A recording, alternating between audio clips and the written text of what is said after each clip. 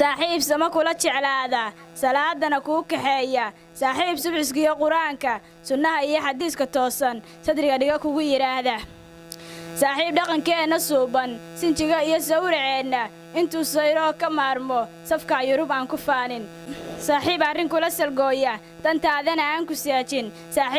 saaxiib dala ku sifeeya sirtaadana ku ilaasha saaxiib samirkiyo dulqaadku sadweeyaan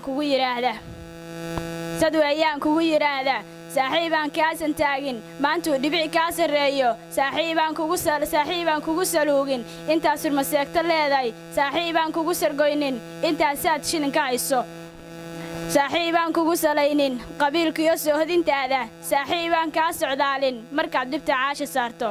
saaxiib sacabku garaaca markay guul ku sugnaato saaxiib hadduu saritaanku gaaro saaxiibaan ka maqnaanin adduunyadu waa sagaale